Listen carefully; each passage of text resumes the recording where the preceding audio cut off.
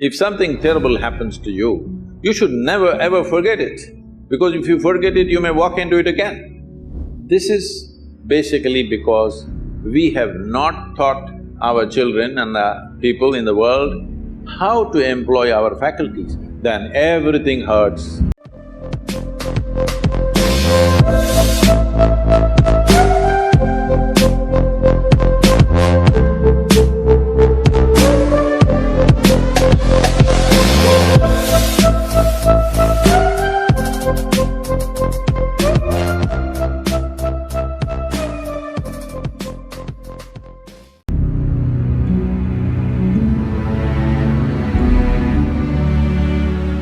My next question to you, Sadhguru, is when something bad happens to somebody and we know that it's always on their conscience, they're thinking about it a lot of times, but eventually there comes a point where they are ready to let it go.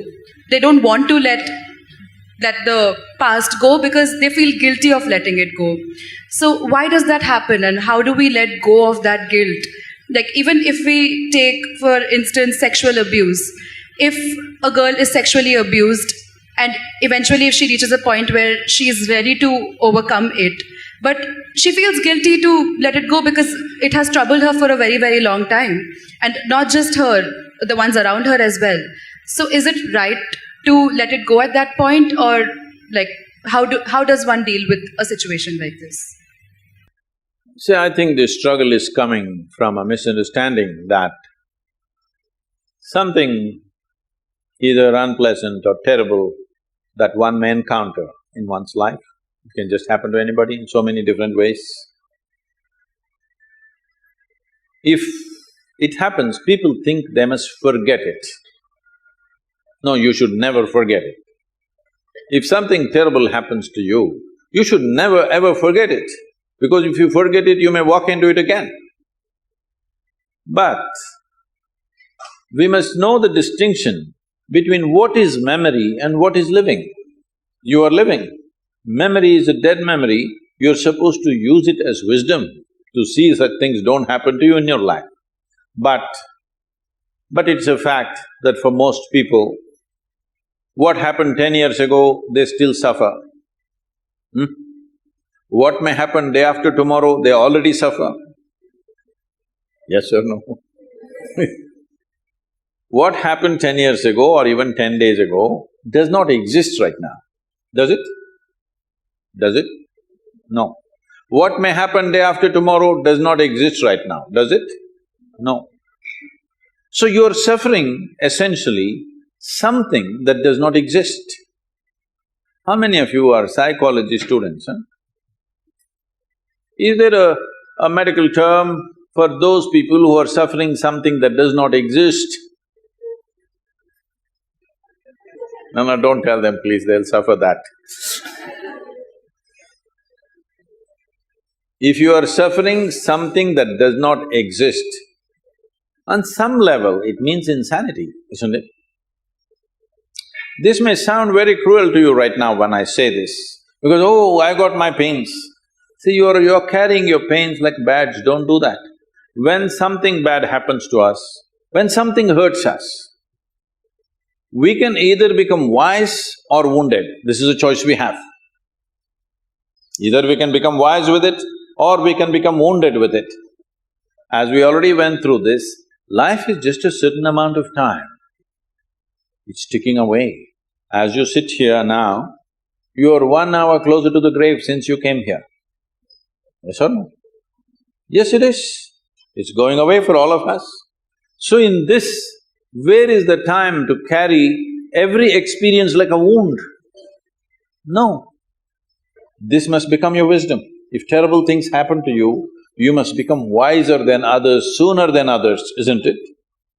But unfortunately, most people choose to become wounded simply because, again, in our systems of education, we have done nothing about the nature of human mind. We are busy studying frogs and cockroaches and trees and chemistry and physics and planets and everything. No attention to the nature of this one. So we don't know how to use our faculties. The greatest faculties that you have right now as a human being is, you have a vivid sense of memory. Everything that happened, you can remember as if it's alive right now. Yes? There is a repository here, there's an archive in your mind which can replay the whole video if you want.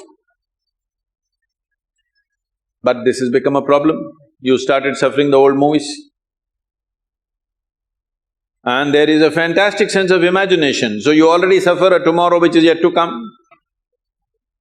This is basically because we have not taught our children and the people in the world how to employ our faculties, how to use our memory, how to use our imagination, how to experience life right now, how to sharpen the experience now. Your whole life is happening between these three dimensions: memory, present experience and imagination.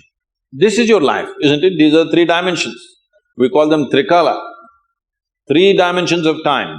All your experience of life is happening here.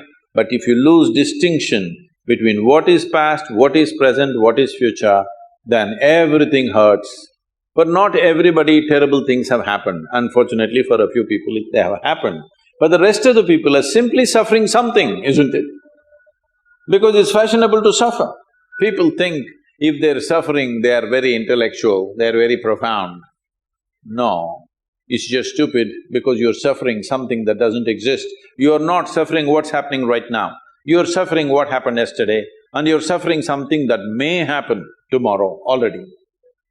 So this madness has been encouraged simply because we never train people how to use their faculties. Do you agree with me that this human machine that you carry and I carry, this is the most sophisticated machine on the planet? Hello?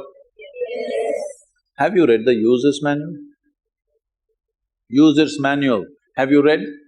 No. When are you going to read it? On the last day? If you get a phone, if you buy a phone, should you read the user's manual in the first 3 days or after 3 years when you're discarding the phone? Earliest, isn't it? Within the first day you must read, then only you can use this phone well. The same goes for this. If you do not understand the nature of what this is, how will you put this to use? It is consuming you, your own intelligence is consuming you. You can call it stress, anxiety, pain, suffering, whatever. Essentially, your intelligence is turned against you, that's all the reality is. If your intelligence was working for you, taking instructions from you, you would keep yourself blissed out, wouldn't you? Hello? Your intelligence is turned against you. Why has your intelligence turned against you? That's what you need to look at, not about carrying these things that have happened which should not have happened as badges in our life. This may get a lot of women against me.